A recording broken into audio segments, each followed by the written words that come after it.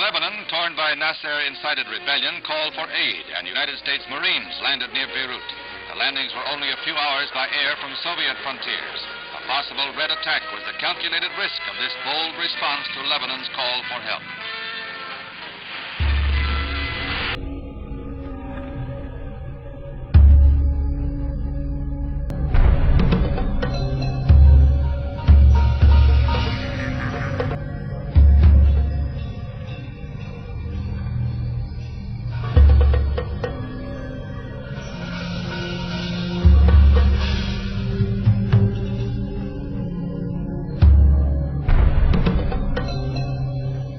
Well, we went when they had the crisis over there, they took people from all over Europe and sent them over to Lebanon to stop the rebels from killing all the Christians.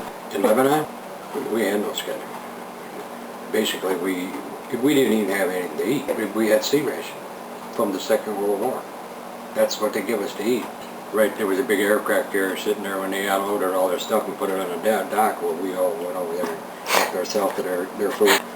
They were eating it. Like we were saying, server, they were in the Navy, we're in the Army, So we took our own food, Yeah, I lived on 3 cans of tuna fish every day. 120 to shade, man. It's really bad. Especially when you got to wear this uniform. Every place we went, we had to sneak off base to go out to town. We're not supposed to go, but everybody went anyway. But you had to carry your guns with you. And when you carried you had your guns with you, nobody messed with you, And so we got into town and we met these girls, a couple girls that wanted to go. This is not nothing bad, but they were scared because all the Muslims had roadblocks set up. Were they Christians or? Christians, yeah. Yeah, Christians always wear a cross around their neck, but you could tell a Christian. And if the Muslim would catch you with a cross around your neck, they cut your head off. They wanted to go to town. We said, well, we're going to go to town. Well, you want to go with us? And they said, well, if they stop us, you're going to get in trouble. I said, we ain't gonna get no trouble because we got guns. So sure enough, we drove off toward the shopping center, and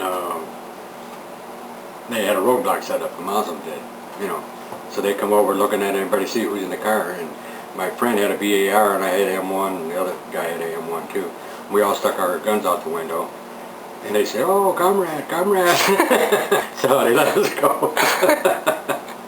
And then another time, when we first got there, they used to have,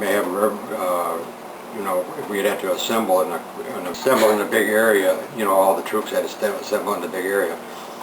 And so, I said, this is stupid. I mean, anybody could be sitting over there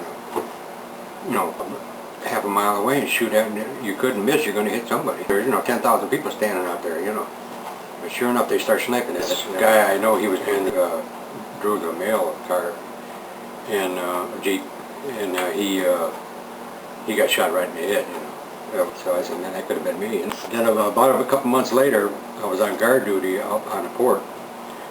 And what they did, one guy would walk guard duty, and the other guy stayed in a machine gun pit with a machine gun, And so my turn came, I started walking up and down the fence. And this guy started shooting at me from across the water, like it was an inland lake, like off the ocean.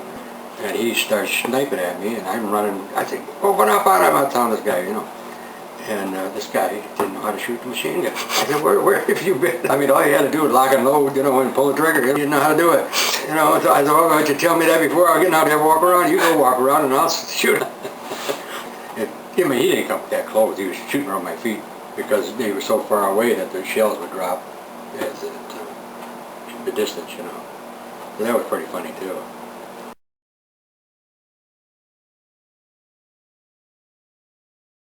They had an election.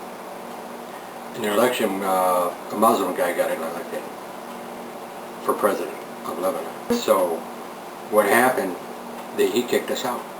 He told us how to go home. He didn't want us there no more. On the boats and go. Marines, by their very presence, were a stabilizing force. The government restored order so that free elections could be held. The crisis passed.